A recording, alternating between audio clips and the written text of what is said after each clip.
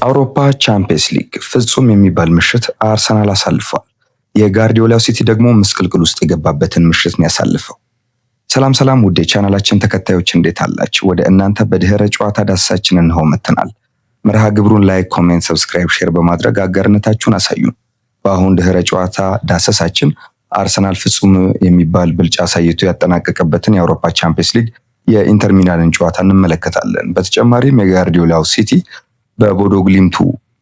በኖርዌው ቦዶ ግሊምት የተሸነፈበትንም ጨዋታ እናነሳለን። አርሰናል በሰባት ተከታታይ ጨዋታ በአውሮፓ ቻምፒየንስ ሊግ ሁሉንም በማሸነፍ ሪካርዱን የእንግሊዝ ፕሪሚየር ሊግ ባለ ሪካርድ ሆኖ አስቀጥሏል። በቀጣይም አርሰናል ከ1 እስከ 2 ያለውን ደረጃ ይዞ እንደሚያጠናቀቅ ማረጋገጫ የሰጠበትን ጨዋታ አሳልፏል። ከዚህ አኳያ አርሰናል በጨዋታው ያሳየው ቁጥርና የነ ገብርኤል ጄሱስ ሚና ምን ይመስል ነበር የሚለውን እንዳስሳለን። በአንጻሩ የጋርዲዮላው ማንቸስተር ሲቲ በኖርዌይ ቦዶ ግሊምት መሸነፉ አስገራሚ ሆኗል። ያውም 3-1 ነው ከብዙ ብልጫ ጋር። እነዚህን ጨዋታዎች ዝርዝር ሁኔታዎች ነው የምናስቃኛችሁ።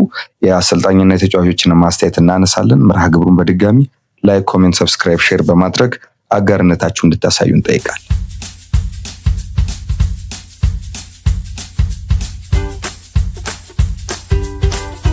ፍጹም የሚባል ምሽት አርሰናል የጋርዲዮላ መስቅልቅል። አርሰናል ኢንተር ሚላንን 3-1 በማሸነፍ ጥሎ ማለፉን ተቀላቅሏል። በአውሮፓ ቻምፒየንስ ሊግ ሰባተኛ ጨዋታ ከሜዳው ውጪ ከኢንተር ሚላን ጋር የተጫወተው አርሰናል 3-1 ነው ያሸነፈው። በሚላን በተደረገው ጨዋታ ገብርኤል ጄሱስ 2 ግቦችን ሲያስቆጥር ተቀይሮ የገባው ቪክተር ዮከሬሽ 3ኛዋን ግብ በግሩም ሁኔታ ከመረብ አሳርፏል። ፔትራ ሱቺች የኢንተር ሚላንን 1 ግብ ያስቆጠረ ተጫዋች ነው። በመድረኩ በዚህ ዓመት ያደረጋቸውን 7ቱንም ጨዋታዎች በማሸነፍ ብቸኛው ክለብ የሆነው አርሰናል ምድቡን በ21 ነጥብ እየመራ ሲሆን ጥሎ ማለፉን መቀላቀሉንም አረጋግጧል። ከአራቱ ዋንጫዎች እየተጫወቱ የሚገኙት መድፈኞቹ በቻምፒየንስ ሊግ በ7 ጨዋታዎች የተቆጠረባቸው ግብ 2 ብቻ ነው። በሌሎች ጨዋታዎች ሪያል ማድሪድ ሞናኮን 6-1 አሸንፈዋል። ክሊያን ምባፔ የልጅነት ክለቡ ላይ 2 ግቦችን ሲያስቆጠር ቪኒሲየስ ጁኒየር፣ ጁድ ቤሊንግሃም፣ ማስታንቶና ኬረር በራሱ መረብ ላይ የማድሪድን ግቦች ያስቆጠሩ ናቸው። ቴዝ የሞናኮን ብቸኛ ግብ አስቆጥሯል። ፒኤስጂ በስፖርቲንግ ሊዝበን 2-1 ሲሸነፍ ቶተንሃም ሆትስፐር ቦሩሲያ ዶርትመንድን 2-0 አሸንፏል። አያክስ ቪያሪያልን 2-1፣ ኦሎምፒያኮስ ባየር ሊቨርኩሰንን 2-0 እንዲሁም ናፖሊ ከኮፐንሃገን 1 አቻ ተለያይቷል። ወደ ኖርዌይ አቅንቶ ከቦዶ ግሊምት የተጫወተው ማንቸስተር ሲቲ ደግሞ 3-1 ተሸንፏል። በውድድር ዓመቱ በአውሮፓ ቻምፒየንስ ሊግ የመጀመሪያ ድሉን ላገኘው ቦዶ ግሊምት ካስፐር ሆግ 2 ግቦችን ሲያስቆጠር ፒተር ሃውጅ 1 ግብ አስገኝቷል። ስፔናዊ አማካይ ሮድሪ በ2 ቢጫ ካርድ ከሜዳ በወጣበት ጨዋታ ራያን ቸርኪ የሲቲን ግብ ያስቆጠረ ተጫዋች ነው። በሳምንቱ መጨረሻ በፕሪሚየር ሊጉ በማንቸስተር ደርቢ 2-0 የተሸነፈው ሲቲ በ13 ነጥብ 4ኛ ደረጃ ላይ ተቀምጧል። ወደ ቻናላችን ተከታዮች አሁን ወደ አርሰናል እና ኢንተር ሚላንን ጨዋታ ዝርዝር ጉዳዮች እናልፋለን። መርሃ ግብሩን በድጋሚ አጋርነታችሁን በሚያሳይ መልኩ ኮሜንት፣ ላይክ፣ ሰብስክራይብ፣ ሼር በማድረግ እንድታሳዩ እንጠይቃለን። ትላንት በተመለከታችሁት የአርሰናል የበቀል ጨዋታ በሚመስለው አምና በዚህ ሜዳ አርሰናል 1-0 በፔናልቲ መሸነፉ ይታወሳል። ሚካኤል አርቴታ ያንን በቀል ለመበቀል በሚመስል ሁኔታ 5 እና 7 ቋሚ ተጫዋቾቹን ባለፈው ጨዋታ ከተጫወቱት ቀይሮ ገብቶ እንግዲህ ኢንተር ሚላንን በገዛው በሜዳውና በደጋፊ ፊት አንበርክኳል። ታዲያ እናንተ በጨዋታው የተመለከታችሁት የተለየ ነገር የአርሰናል የተጫዋቾች ተነሳሽነትና የሚካኤል አርቴታ ታክቲክ እንዴት ይመስል ነበር? በሎ ብሎክ እና ከኳስ ውጭ በመከላከል በካውንተር አታክ ነው እነዚህ ነጥቦች ያገኙ። የነ ኤብሬቼ ኤዜ ሚናስ ምን ይመስል ነበር? ሀሳብ አስተያየታችሁን በኮሜንት ሴክሽኑ ላይ ንገሩን።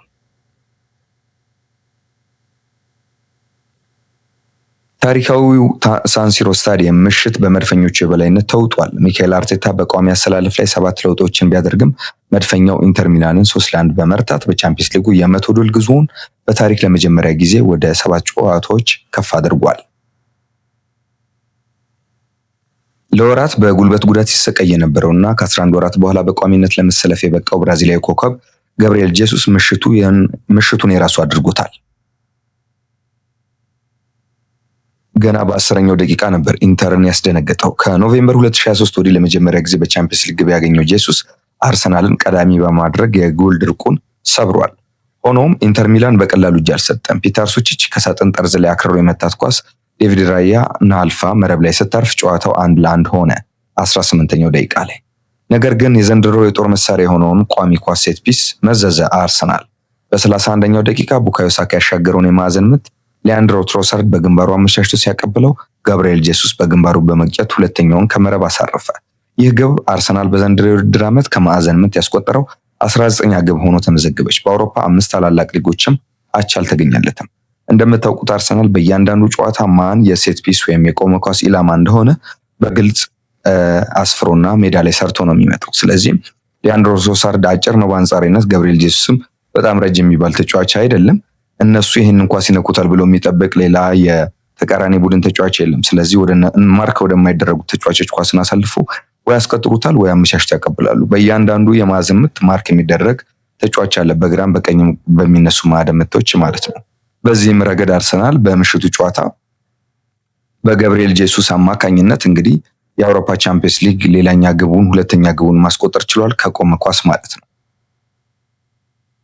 በአንጻሩ ኢንተር ሚላን አቻ ለመሆን ቢፍጨረጨረም ተቀይሮ የገባው ቪክቶር ዮኬሬሽ ጨዋታው ሊጠናቀቅ 6 ደቂቃዎች ሲቀሩት ከሳጥን ውጪ ያሽከረከራት ከርልድ ኳስ አስደናቂ ኳስ የኢንተርን ተስፋ ድምጥማጡን አጠፋችው። ይህ ድል አርሰናል በቻምፒየንስ ሊጉ ደረጃ ሰንጠረዥ ከአንደኛ እስከ ሁለተኛ ቶፕ ሆኖ ማጠናቀቁን ያረጋገጠለት ነው። በየካቲት ወር በሚጀምረው የጥሎ ማለፍ ውድድር የመልሱን ጨዋታ በጠቅላላ አርሰናል በሜዳው የማድረግ ወርቃማ እድልን አጎናጽፎታል። ይህም ማለት አርሰናል ከየካቲት ጀምሮ የሚያደርጋቸውን የጥሎ ማለፍ ጨዋታዎች የመጀመሪያ ጨዋታዎች በሌሎች ሜዳ ወይም በተቃራኒ ቡድን በሚፎካከሩት ቡድን እየሄደ ያደርጋል። መልሱን ግን በሁሉንም ጨዋታዎች ከፍጻሜው ጨዋታ ውጪ መልሱን ጨዋታ አርሰናል በሜዳው ነው የሚያደርገው። ይህም የሜዳ አድቫንቴጁን ያለመጓዝ እድሉን ያሰፋለታል ማለት ነው። በፕሪሚየር ሊጉ ለሚኖረው እና በተከታታይ ለሚያደርጋቸው ሌሎች የመርሃ ግብር ውድድሮች ትልቅ ስንቅ የሆነለትን እድል አስመዝግቧል። የዘንድሮ የአውሮፓ ቻምፒየንስ ሊግ አዲሱ ፎርማት እንግዲህ ይህንን እድል የሚያጎናጽፍ በመሆኑ ማለት ነው። የአርሰናል ቀጣይ ፌሽታ እሁድ ጃንዋሪ 25 ከማንቸስተር ዩናይትድ ጋር የሚያደርጉትን የፕሪሚየር ሊግ ፍልሚያ በጉጉት እንድንጠብቅ ያደርገናል። ይህም ማነህ ባለ ሳምንት ያስባለ ነው። ማንቸስተር ዩናይትድ ይሆን? አብረን የምናየው ይሆናል።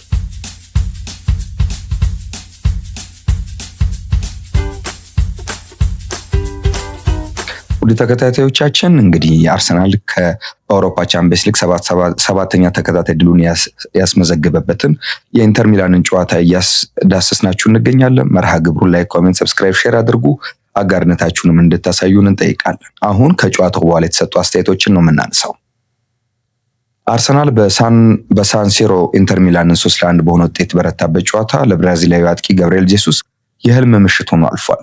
ከጨዋታው በኋላ ለአማዞን ፕራይም አስተያየቱን የሰጠው ጄሱስ በልጅነቱ የጣሊያን ሴሪኤ ጨዋታዎችን በስፋት ይከታተል እንደነበር አስታውሷል። በዚህ ስታዲየም ተገኝቶ ግብ ማስቆጠር አይኔን በእንባ እንዲሞላ አድርጎታል፣ ምክንያቱም እዚህ መጫወት የልጅነት ህልሜ ነበር ሲል ስሜቱን በደስታ እንባ ገልጿል።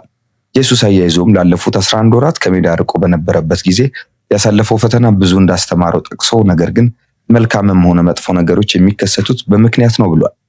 ስለ ጨዋታው ሲናገርም ከኢንተር ሚላን ጋር መጫወት ሁሌም ከባድ ነው። ባለፈው የውድድር ዓመት እዚህ መተን ተሸንፈን ነበር። ዛሬ ምሽት ግን ከእነሱ የተሻለ ተጫውተናል። ጨዋታውን ተቆጣጥረን በመጨረሻም 3 ነጥብ አግኝተናል በማለት የቡድኑን ብቃት አድንቋል። የቡድን ስብስብን በተመለከተም ለተነሳለት ጥያቄ የ28 ዓመቱ አጥቂ የበሰለ ምላሽ ሰጥቷል። ሁሉም ተሰልፎ መጀመር ይፈልጋል። እኔ ግን አክብሮት ያለኝና እግር ኳስን የምረዳ ሰው ነኝ። ቪክቶር ዮኬሬሽ ተቀይሮ ገብቶ ጎል በማስቆጠሩ በጣም ደስተኛ ነኝ። ካይም እድሉን ሲያገኝ እንደሚያስቆጥር እርግጠኛ ነኝ ብሏል። ስለ ካይ ሃቨርትዝም የቡድኑን መንፈስ አንድነት በሚያሳይ በሰጠው አስተያየት ማለት ነው።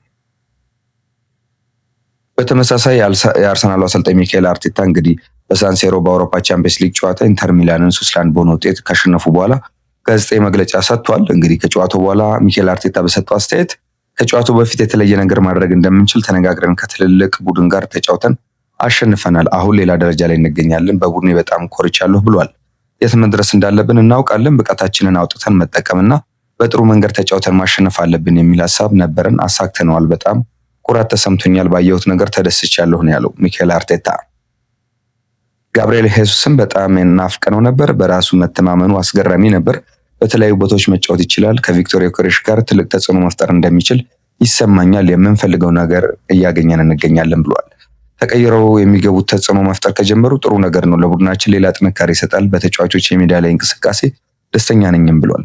ሞስኩዌራ ወደ ሜዳ ለመመለስ 2 ሳምንታት ያስፈልጉት ነበር። ነገር ግን የሕክምና ሰዎች በየሰዓቱ አስደናቂ ስራ ሰርተው ተጫዋቹ ወደ ሜዳ ሊመለስ ችሏል። ዛሬ መጫወት ነበረበት። አስደናቂ ነበር። በሳንሲሮ መቶ ጨዋታን ማሸነፍ ቀላል ነገር አይደለም ሲል ነው ሚካኤል አርቴታ ሀሳቡን እንግዲህ የተናገረው።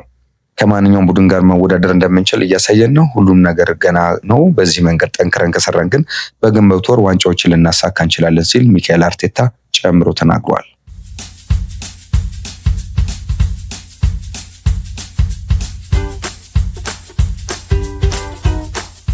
በሜዳቸው ሳንሲሮ በአርሰናል 3-1 የተሸነፉት የኢንተር ሚላኑ አሰልጣኝ ክርስቲያን ቺቩ የመድፈኞቹን ጥራት በማድነቅ ለአርሰናል ያላቸውን አክብሮት ገልጸዋል።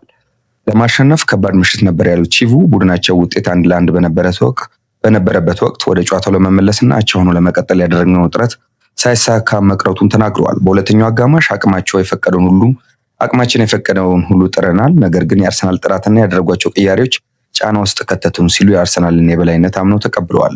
አሰልጣኙ አክሎም አርሰናል በአውሮፓ ውስጥ ካሉ ምርጥ ቡድኖች አንዱ መሆኑን እንደሚያውቁ ጠቅሰው በውድድሩ ያለ ሽንፈት እየተጓዘ መሆናቸውና የቡድኑ ስብስብ ጥልቀት ወይም ዴፕዝ ወሳኝ መሆኑን አብራርተዋል። ቺቩ የአርሰናልና የአሁን አቋም ከጀርመኑ ኃያል ክለብ ጋር ባየር ሙኒክ ጋር በማነጻጸር እንደኔ እምነት አርሰናልና ባየር ሙኒክ በአሁኑ ወቅት የአውሮፓ ምርጥ ሁለት ቡድኖች ናቸው ሲሉ አመስክረዋል።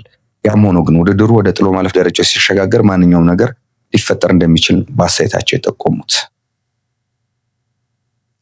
የአርሰናልና የኢንተር ሚላንን የሳንሲሮ ሜዳ ልዩ ጨዋታ እየዳሰስ እንገኛለን። ቀጥሎ ደግሞ ወደ ተከታታዮቻችን የምናልፈው ወደ ማንቸስተር ሲቲ ሽንፈት ይሆናል።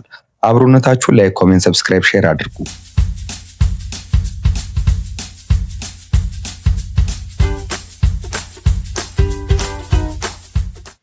በአውሮፓ ቻምፒየንስ ሊግ ምዕራፍ 7ኛ ጨዋታውን ከኖርዌይ ክለቡ ቦዶ ግሊምት ጋር ያከናወነውን ጨዋታ ማንቸስተር ሲቲ 3-1 ተሸንፏል። በጨዋታው የቦዶ ግሊምት አጥቂ ካስፐር ሁግ 2 ግቦችን አስቆጥሯል። የንስ ሃግ ሌላኛው ግብ ደግሞ ለማንቸስተር ሲቲን 3-0 እንዲመራ ያደረገ ነው። ራያን ቸርኪ የእንግሊዙን ክለብ ብቸኛ ግብ ያስገኘ ተጫዋች ነው። በጨዋታው በሲቲ በኩል አማካኝ ሮድሪ በ1 ደቂቃ ልዩነት በተመለከታቸው ተከታታይ የቢጫ ካርዶች ከሜዳ ተሰናብቷል። ቦዶ በቻምፒየንስ ሊግ ጨዋታው ሲያሸንፍ የዛሬው የምሽቱ ለመጀመሪያው ጊዜ ነው። ከዚህ በፊት ባከናወናቸው 6 ጨዋታዎች በሶስቱ ነጥብ ተጋርቶ በሶስቱ ደግሞ መሸነፉ ይታወቃል። ቦዶ ግሊምት እንግዲህ የኖርዌይ ሊግ በመጠናቀቁ አሁን ላይ የቅድመ ውድድር ዝግጅት ላይ የሚገኝ ሲሆን በቻምፒየንስ ሊጉ ሁለተኛ ጨዋታውን የተሸነፈው ማንቸስተር ሲቲ ለጊዜውም በ13 ነጥብ 4ኛ ደረጃ ላይ ተቀምጧል።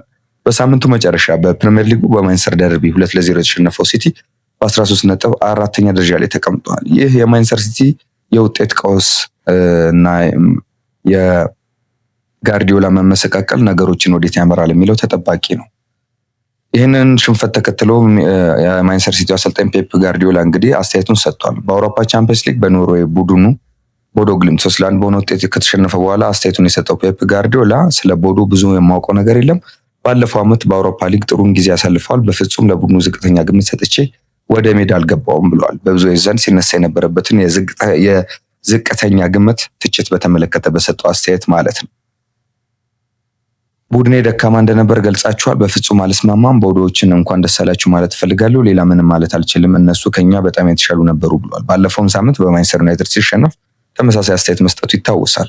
ትክክለኛ የክንፍ ተጫዋች አልነበሩንም። ከወልቭስ እና ጋላታሳራይ ጋር የምናደርጋቸው ጨዋታዎች በጣም ወሳኝ ናቸው። በብዙ ነገር መለወጥ አለብን። ከአዲሱ ዓመት ጀምሮ ብዙ ነገሮች ተቸግረናል። ራሳችንን ማየት ይጠበቅብናል ሲል ነው ፔፕ ጋርዲዮላ የተናገረው።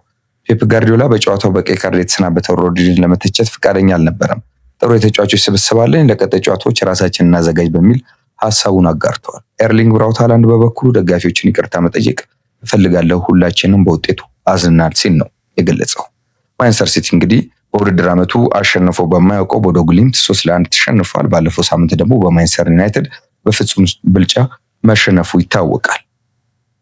ወደ ተከታታዮቻችን ወደ እናንተ በድህረ የአውሮፓ ቻምፒየንስ ሊግ ጨዋታ የደረስንበት ጥንክር ይህን ይመስላል። ከሌሎች ዝግጅቶች ጋር አብራችሁ እንድትቆዩ እና መርሃ ግብሮቹንም ላይክ፣ ኮሜንት፣ ሰብስክራይብ፣ ሼር በማድረግ አጋርነታችሁ እንድታሳዩ እንጠይቃለን። ለአሁን ሰላም።